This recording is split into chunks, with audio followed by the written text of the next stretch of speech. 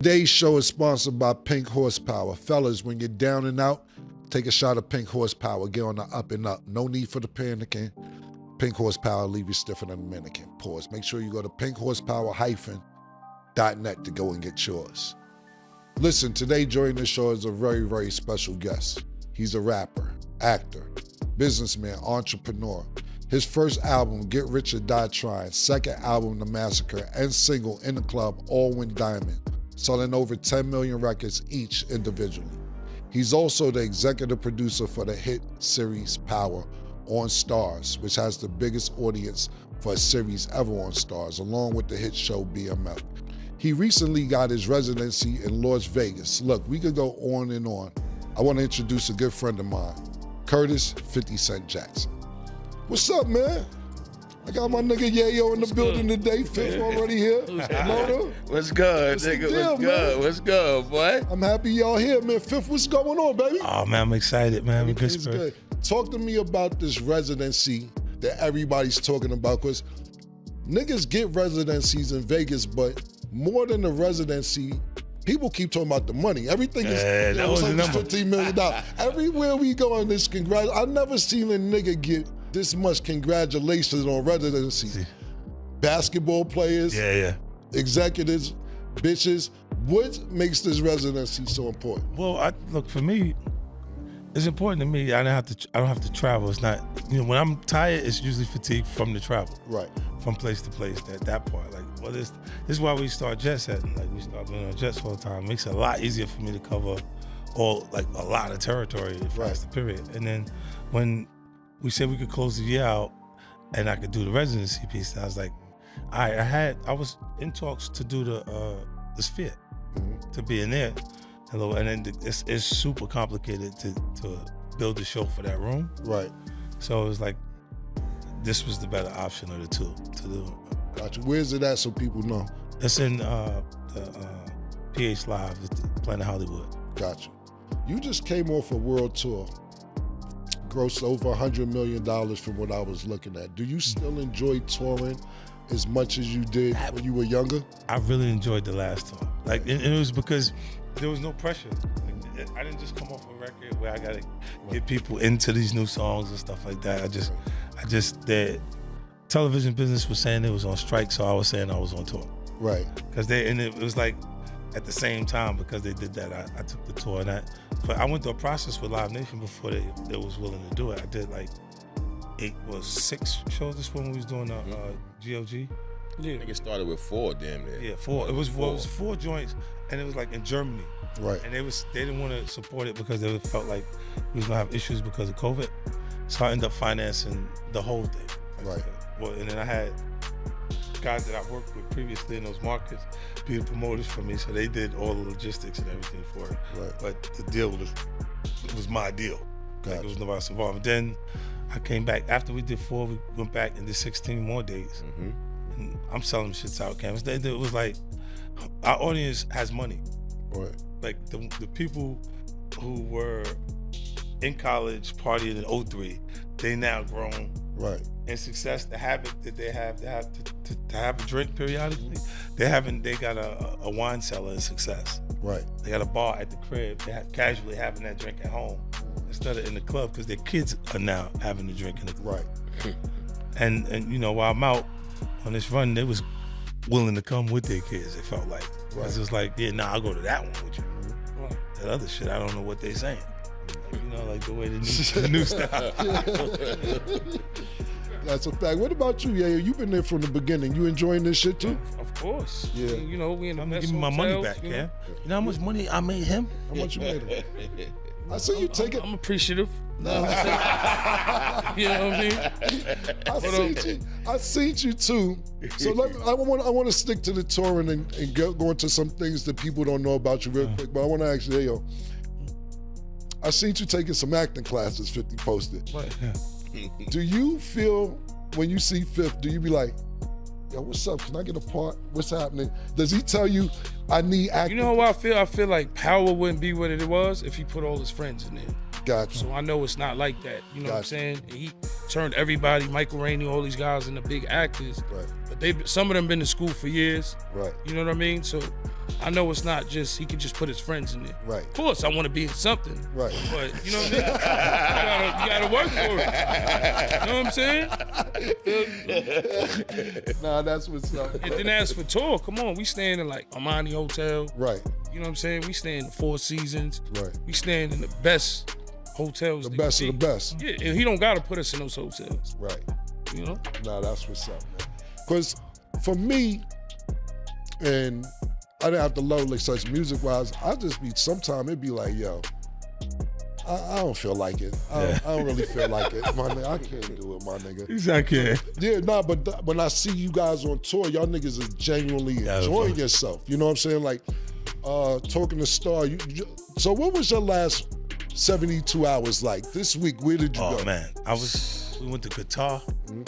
So we flew, well, this was 12 hours. Yeah, 12 hours there. 12 this hours was there, 13 This hours is Thanksgiving night. Right. We flew to Qatar. Atlantic City. 12 hours. Yeah, we went there for like an hour and 45 minutes. So we got off. No, it was about 3 hours. We were there for about a good 3 hours. 3 hours. Yeah. And then we got back on the plane. So it's like 13 and a half hours back. So it's 25 and a half hours. And then we went from there Straight to AC. to Atlantic City. Mm-hmm. Did the Harris, the pool party, and then The Ravens. We had to go to to Baltimore to their casinos in Baltimore. Y'all niggas ain't tired? And then we had to come to Vegas, nigga. Yeah, it ain't even over yet. Then you going to Miami. Then Miami. Then you going to Arbazil. Yep. Y'all niggas moving like rock stars, man. We're moving. Nah, that's what's up. Tell me about the liquor. Well, that, Bill Branson and LeSherman Dewar, those are, I own the entire company. Right. It's not Sire? Like, yeah, Sire Spirits. It's my son's company. Mm-hmm. Like the plan was to just build that company and just let him have it. Like let it be how I pass it on to him and he do it from there. But so I'll be doing some different things. They'll see me come with a tequila next and some other things. Right. Put in the portfolio and then let it grow. A lot of people don't know, and I'm learning this in the last couple of months, being involved with sports. Your partnerships, I was looking at the Houston Rockets, Sacramento Kings, the Houston Texans, the Houston Astros, the Indiana Pacers, the Orlando Magic, the Washington Commanders, the Minnesota Timberwolves.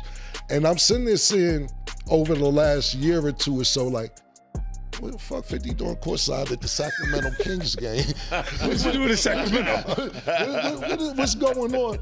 And then I'm learning that you have these partnerships with your brand, with these sports teams. Could you explain to us the partnership that you have? Well, my partnerships with the owners direct. Right. So Vivek in Sacramento, and then with Tillman in Houston, and then the Astros. As soon as we got there, like I got the Astros, the Texans, the Rockets all at the same time. And it was Right. It's crazy because I think when I keep it a buck, right? I think when you have everything, the cool is the object. Right. It's to figure out what's really cool. Right. And then when the guys that are like the really rich guys, the owners, Right. when they keep seeing you around other guys that are their equivalent, Right. they look and go, bring me that. That's cool. So they want to be around me too, because they keep seeing me with the other guys that The right people, right. like in the right circles, and then it starts to open up. Like now it's like 11 professional sports teams, Right. and then it's ill because when the NFL has no issues, this is why I was saying I knew what old boy was doing, right, with the Super Bowl, because he was doing like shit, like yeah, go ahead. He was doing some wild shit, Ken, because he was saying that to Eminem that the NFL had the issue with me. And I'm like, well, what's the issue? Why they don't have an issue when I'm becoming a partner in the actual team, but they got an issue with my performance? Right? Makes no sense. You know what I mean? I was going to get to that later, but since we're here now. And when he says "old boy" for the audience that don't, Jay. talking about Jay-Z. This was discussed before. Jay-Z told Dr. Dre, just for people who's not up on this, or Eminem, that he didn't want you to perform part of that Super Bowl they had a couple years ago. Why do you think that is? Well, I just think, threatened, possibly? Not even threatened. I think it's just when you take the competition from, like, our culture is competitive, man. It is, but I think when it goes past the music itself to blocking things in business, then I don't understand that. Like right now, he's not even competing for a slot. You don't have a new song out that he want to be on the top 10 or top 5, and you still competing. It don't make sense. Like, what are we competing for? What's the goal? Like this even like a lot of this, even a lot of the competitive stuff, or we would call it beef, right? And it changed. That terminology changed when it's Biggie and Tupac, because we start saying the things that people would say that cause beef in the environment. Right. When before that they called it battling in our culture. Right. Because that's what it is until it turns into some street shit. Like so, when you're not competing for those things anymore, and you start looking and you're going, so what was the problem? You can't exactly remember what the problem was. That's what I went through with Joe. Like my issue with Joe, I was like, yo, I think what was the like? When did we bump into each other and have an altercation? Right. It wasn't that. It was just he's loyal to a default. Right. He was so loyal that he was like on the side without having to be on the side. Right. You know, and then that, you know, it dissolves itself over time because you ain't really got an issue. Right. So talk to me real quick before we get back into anything music-wise. Let's stick with the sports. You have this thing called the fifth quarter. Explain what the fifth quarter is. The fifth quarter is whenever people leave the game early, trying to beat the traffic. And yes, so we talk about sports teams when they leave in the professional sports events. Right. That I create these social lounges like in Houston Rockets, in Toyota Center, the arenas. The fifth quarter is the social area where they go to the bar and hang out. In the arenas. Yeah, in the arenas. Right. So instead of trying to run out early, like they leave them before. If the game is close, you just got to go through the traffic. Right. Because you're like, damn, it's only a 1-point game, 2-point game, they're not sure who's going to win the game. But a lot of times, like people get up and start leaving at the end of the fourth quarter because they're trying to beat the traffic out of the actual arena, and instead now they just come hang out because it's a cooler, the environment is just cooler now. Right. You had a boxing promotion company once. Yeah. What happened with the boxing promotion company? That really happened, Ken, because of my relationship with Floyd. Right. You know what I mean? I didn't have interest in being a promoter like out the gate. It was just, he was doing Mayweather promotions at the time, and then he had to do 90 days. He was going to jail. And he had fighters, he had Yarorkis Gamboa, he had guys that was just lingering. I'm like, champ, if they're gonna leave. You go to jail, they're just gonna leave. Like, and he had been giving them 50,000 and 50,000 and 50,000. So he had already gave Gamboa about 300,000 to chill on the side. And then we ended up, when he did go in, I ended up picking up all the fighters. Right. And so Yarorkis Gamboa, I had James Kirkland, Andre Durrell, Billy Dibb, he was the IBF champion at that point, and then a few other guys younger guys that I picked up. But it's interesting, like you don't want to go into business with fighters. Why not? Explain that. Their temperament is built on the way the business runs, so it's like they fight, get the money, spend the money, then fight again. Right.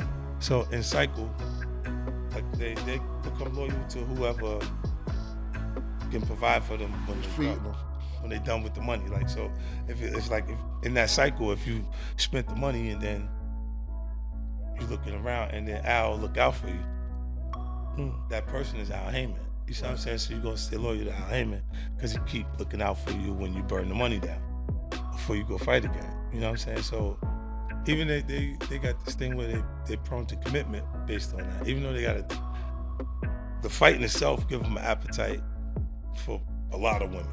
Right. But they still commit to someone because they want someone to be with them when they're on their lowest points. You still watch boxing? Yeah. Who's your favorite fighter right now? Right now, I'm working with Bud, man. I'm rocking with Bud. What about Tank? Tank has a fight coming up. Tank announced today, actually, that he's retiring. You believe that? No. Yeah. No, it's not time to retire. Right. I think Tank he's a killer for the group of the fighters, the little fighters the game. He's tough as nails. He was arguing with Shakur today, or yesterday, right? Was he? Yeah. What are you saying? He was saying he don't think he deserved the fight. He or basically, even to be in the conversation. They should fight though. They need to fight. that's the problem. Yeah, Shakur Tank. Yeah. To me, that's really the problem. Or even before Ryan stepped in, You beefing with Shakur, nigga? you got on At me, one Shakur? point, On you said me? something. Yeah, they was beefing. Everybody, listen. Let me tell you He was something. beefing with Clarissa Shields of Yeah, it. let me tell you something. This shit worse than rap. These niggas, these niggas tender, yo. Yo, I swear to God. And then I'm sitting there figuring, like, I'm trying to navigate this shit because I'm new doing this shit the last year and a half, going on 2 years, probably in May, a year and a half.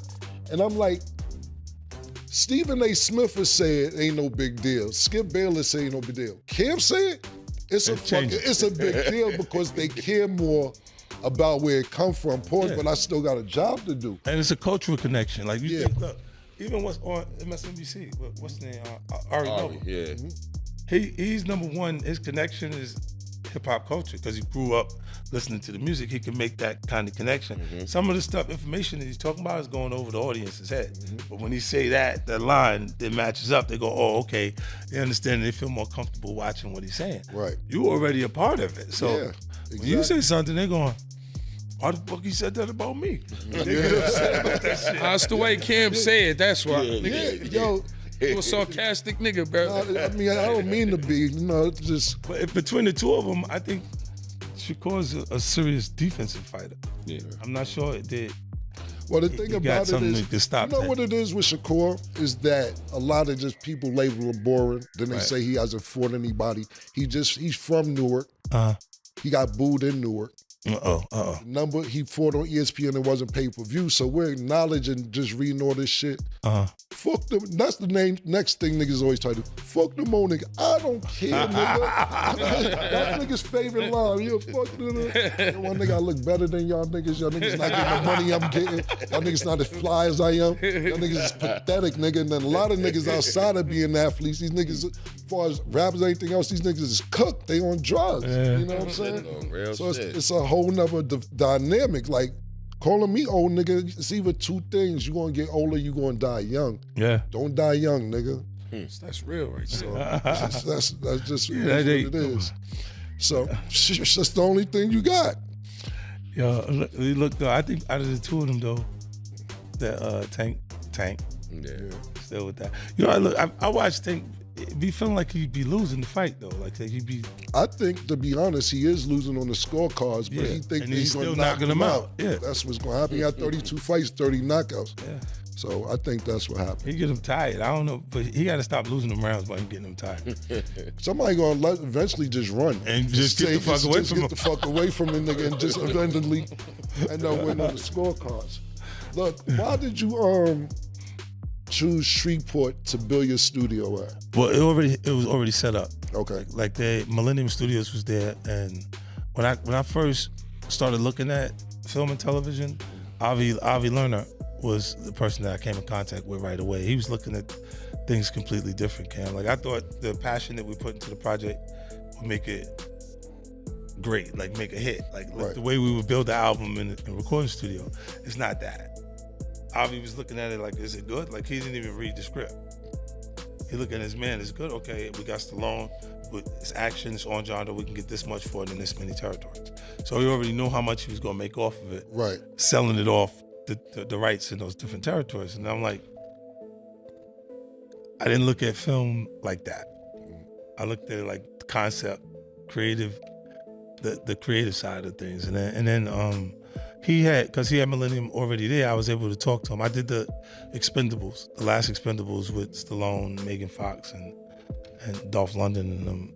And we was in Bulgaria shooting that movie. Right. And I was able to talk to him there about Shreveport. I was like, what was wrong with it? He said nothing, the incentive just went away. Right. So when they moved the tax incentive from Shreveport, a lot of people that work in Shreveport gravitated to Atlanta. It's the closest area that a lot of film production is going on, and they just rocked out there. And then, so it's a lot of political stuff that makes things shift and go the other way. And then they almost did it again, because while I was in the middle of getting things together to start filming out there, it came up with it was with them wanting to change the tax incentive again, and I'm like, right.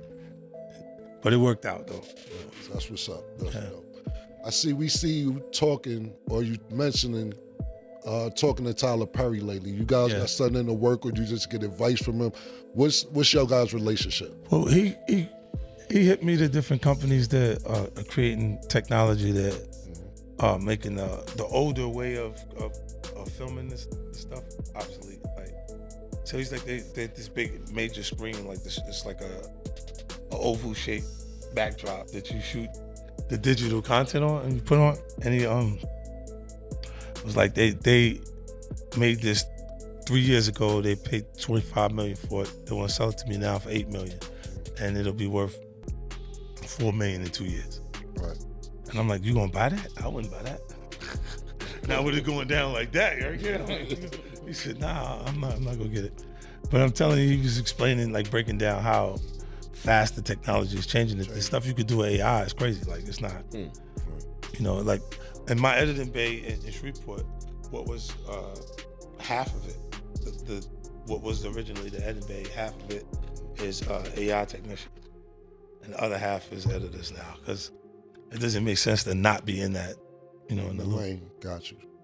I seen Den of Thieves Part 2 is coming out. When's that coming out? What's your involvement with it? That one is January. Okay. That'll be the next picture that I executive produced that goes in the theaters. Okay, that's what's up. Yeah. I was looking and did you ever, because we just was talking about, I don't think we was on camera talking about it yet, but you was with Steve Stout and Qatar. Yeah. Did y'all used to have beef, or it seemed like it was beef? That was a part of it. So that was a part of it, because me and Steve talk often, and I'll be like, yo, I see you with 50, y'all niggas good. He's like, we never had beef. And I'm like, I'm not sure. It seemed like y'all niggas might have had some problems.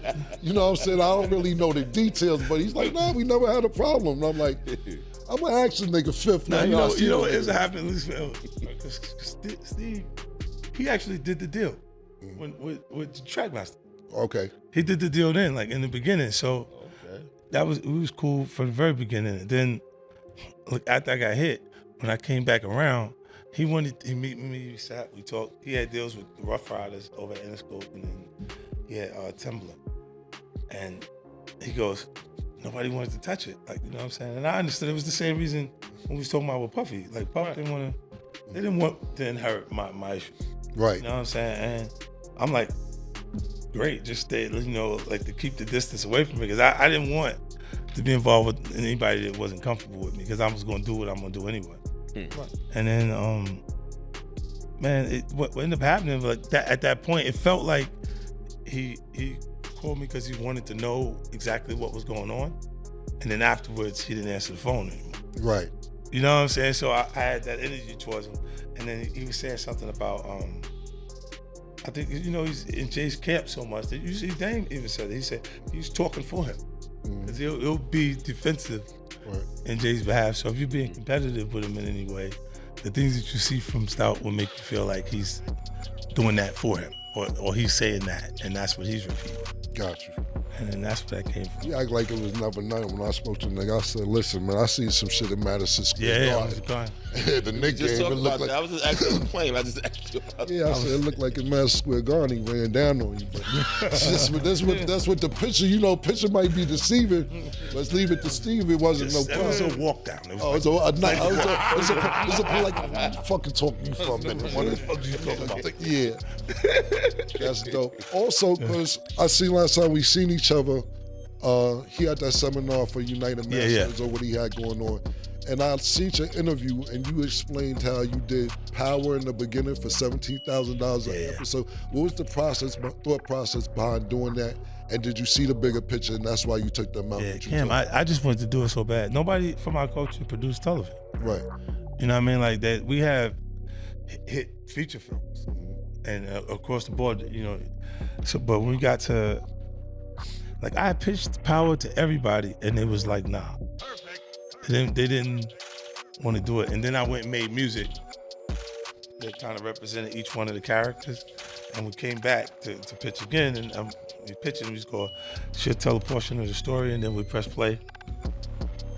And the last place they spend money in the production is on music, because the director created dream sequence what he would want the put the flyest shit possible in this actual episode, and then the music supervisor will come in and replace it with things that's comparable that'll make it cost efficient. But it's the last place they spend the money is on the music licensing. And I'm like, I want to make something that felt like the Curtis Mayfield's soundtrack to Superfly. Right. It matched so well, and it was like those points where the character was like staring off and the music was saying what he was thinking. Instead of it being, you know, like, it's when you let the images match the music. You know how you watch the show and then you hear something that wouldn't sell on iTunes? And you're going, they spent like $1 zillion on the project. Why you didn't put the money right there where the music would make me feel a certain way? Right. You know what I mean? Like, music is important. It's powerful, yeah. Very powerful in movies and television. We was looking at some shit that they put Good Times in the background. It was a love scene, and you put the wrong music back, it turns into something different. Yeah. Go ahead. But I took the 17,000. I didn't care. I wanted to do it. Like, yeah, I think the first 3 seasons of Power, they wouldn't accept the cast of Power onto Good Morning America if I wasn't there. Right. So I'm doing 50 Cent. I'm out at night. I come out 3:30, 4 o'clock in the morning. I'm like, nah, just give me my suit.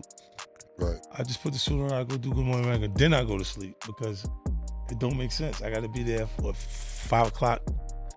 It's already 4:30. Just let me just put the suit on and go do it. Right. Mm-hmm. You know. So we talking about Power. We seen Ghost have a little problem. Yeah. I still call the nigga Ghost. I don't know nothing else. I call him Omari. Yeah. What was the problem with you and him, and why was he so mad? Now, real quick before you tell me, I'm just a nigga on the outside looking at it. And I'll be honest with you, when I first seen Power the first season, I was like, this shit is dope. I actually came to your office, we was talking about it. And I didn't know it was going to turn into the monster it turned into. Tommy got a show, Little Ghost got a show, everybody got a show. And was he feeling, and I'm just asking because I don't know, I didn't really dive into what y'all niggas' problem was, but was he feeling niggas killed me off early? Yeah, look. After the shit went crazy? What's crazy about that? What's crazy about people have success for the first time. Sometimes they need it to be theirs, all theirs. Like they want it to be their success, right? There's no one person responsible for a hit television show. It's a collective. Right?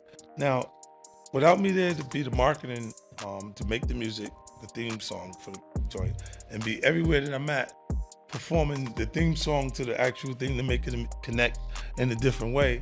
And then everything else, like in the very beginning, getting the show picked up, period. Like I was part of the process of hiring them, right? At points when it wasn't financially in a good space, he will tell you I gave him the money. The rest of the company didn't give him the money. You know, I was only getting $17,000 per episode. How am I giving him the money?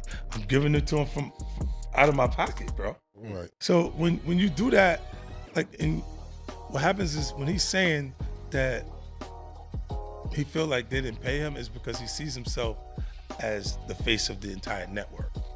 So just real clear, so I'm catching up. He's saying he didn't get paid. That's what the problem was? He said he didn't get paid enough. He thought he should get more. Oh, okay. You know, and while he's saying that, you know, immediately they're gonna look to me. Our audience is gonna say, well, the hip hop coach, youth coach. So immediately gonna say 50 didn't pay him. Because you heard him say 50 and Courtney or whoever. They don't know who Courtney is. Right. Bro, so they're gonna like 50 didn't pay him. Shit, give me that 150. What is it? 150 a week? 50 paid me. I'll take that. No, but I'll take that 150 a week. That's why I'm in acting class. Let me tell you something. And this is really how this should go. And I can't speak for 50's experiences, just from my experiences. Niggas be thinking you they accountant. For real. You get niggas the money and then they wow the fuck out. They want to buy 4 cars at a time. They want to go move to Alpine, New Jersey. These niggas want to have a 17,000 square foot house. You know, they want to have 16 chains. And then when they go broke, these niggas be like, Cam or suck. Oh shit, it's careful. Yeah. It's always look. That's you know, how it goes. look, in the history of artists, right? Why they go wrong? They're gonna say it was the record company. When the record company is an individual because he's running the actual company, it's Cam or it's 50 or it's somebody that they can point to specifically, it's his fault because he's still doing financially in a place where you can do whatever you want to do. And because they now feeling like they have restraints, it's your fault. They're gonna make it your fault every time. Look, this is all of the artists. Ask them what happened when they're not popping no more. They'd be like, it was the record company. The record company wasn't responsible for making you hot. They picked you because you had the highest probability of selling. Right. But we got high before we got to them. That is true. We built the momentum before we got all of the mixtape work. Everything else that you've done to build consistency. Consistency is the key to all success. If you can consistently work at something, you can consistently shoot the jump shot, you're gonna go to the league. If you consistently run, catch the ball, you're gonna go to the league. Like that'll happen, but you gotta work at it until your technique and you are good enough at it for them to actually give you the shot. And that's the process that we're going through. But they're always gonna blame whoever's in the driver's seat around. 50 Cent has never been one to sit back, stay silent, or move like everybody else. Ever since he stepped into the spotlight wearing a bulletproof vest and bringing energy that shook the music business, Curtis Jackson has kept switching lanes. While many artists from his era are living off old hits and nostalgia tours, 50 is still making boss moves across television, liquor, and Las Vegas. If you thought you already had 50 Cent figured out, think again, because he is pulling off a play almost nobody saw coming. Hip-hop fans are ready to hit Sin City as 50 officially launches his first Las Vegas residency, titled NDA Club. Announced in late 2024, the exclusive run is going down at PH Live inside Planet Hollywood Resort and Casino. This is not some small weekend appearance either. We are talking about 6 performances scheduled from December 27th through January 4th, putting 50 Cent in the middle of the biggest New Year celebration in Vegas. While other rappers look back at their glory days, 50 is turning the Strip into his own playground and making sure the whole city feels his presence. So why is this Vegas move such a big deal? For starters, this is 50 Cent's first residency, and the reported payday is wild. Reports claim he could collect a massive $15 million for only 6 shows, putting him beside some of the biggest names to ever cash in on the Vegas Strip. For somebody who was once told his music would never dominate radio, filling a venue with thousands of fans is one boss move. Anybody who lands a ticket should not expect 50 to walk out with one microphone and keep things basic. Fifth has promised a full-scale show packed with the records that controlled the early 2000s, including Magic Stick, Candy Shop, Many Men, and the anthem behind the residency's name, NDA Club. This is a celebration of the get rich or die trying era that took him from mixtape street buzz to worldwide fame. The business play behind the show might be just as slick as the performance itself. His New Year's Eve event is being presented by his own company, Sire Spirits, meaning 50 gets to rock the stage, promote his music, and put his liquor brand in front of the same crowd. That is mogul-level timing.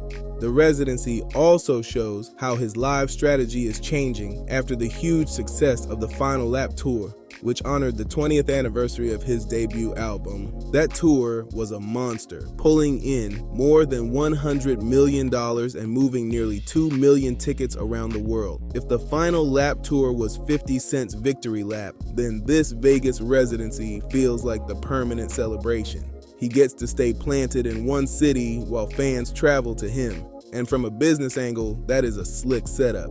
But whenever 50 makes headlines for winning, he usually finds a way to shake the room too. Lately, some of that energy has been aimed at one of music's biggest power players, Jay-Z.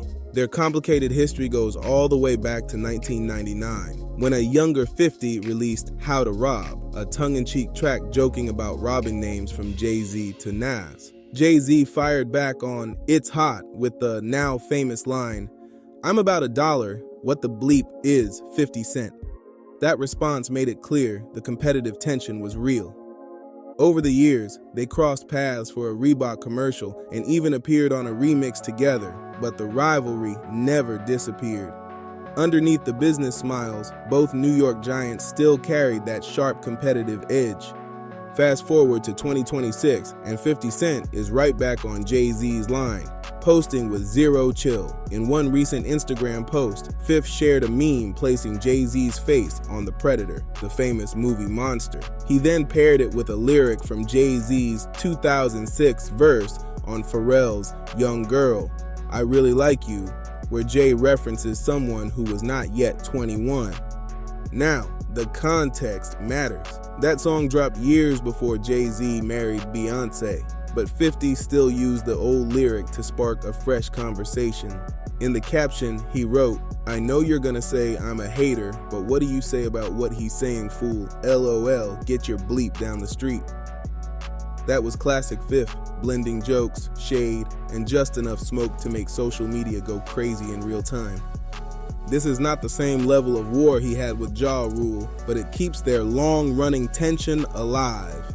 50 presents himself as the straight-talking outsider while painting Jay-Z as the protected industry boss. He has also questioned Jay's business style before, claiming Jay often links with artists after they are already successful, while 50 takes pride in helping people build from the ground up.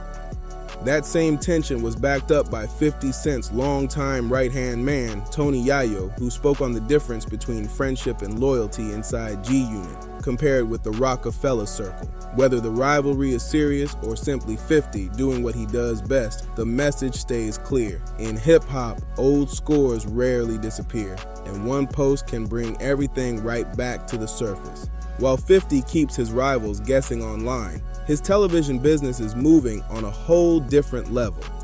The Power universe has grown into a cultural force, with Fifth sitting at the center of every major move.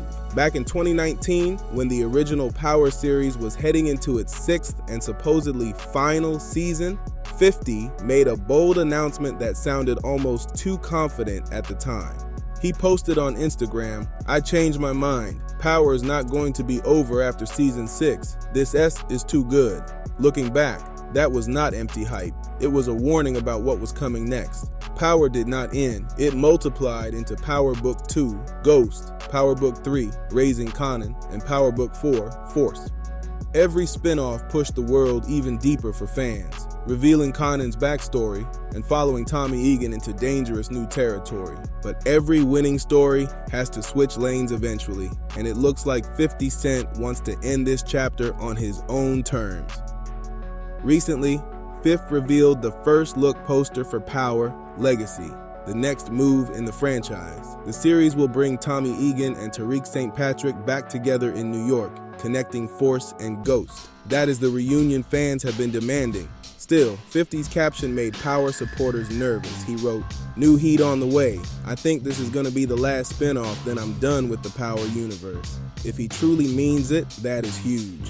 Power Legacy is expected to arrive in 2027, and if this becomes the final chapter, 50 could be stepping away from the franchise that transformed stars and made him a television boss. But the Power machine is not slowing down yet. Power Book 3, Raising Kanan, is heading toward its final season in 2026, while Power Origins, focused on the younger lives of Ghost and Tommy, is also being developed. 50 is not simply shutting the door, he is adding fresh rooms, expanding the setup, and making sure the empire stays valuable before he finally walks away. 50 Cent once rapped, you can find me in the club, bottle full of, and that line still fits. But the club is one piece of his empire. Today you can find him in boardrooms, on television sets, behind deals, and back on stage to remind everybody who he is. From surviving Southside Queens to becoming a mogul across music, television, liquor, and Vegas, 50 Cent keeps proving that his hustle never switched off. He did not just survive the industry, he learned how to control his lane. Thanks for watching. Hit the like button, subscribe to Dripzine, and turn on notifications for more updates on hip-hop's biggest names. Are you more excited for the N-Dot Club Residency or Power Legacy? Drop your thoughts below, and we'll catch you in the next one.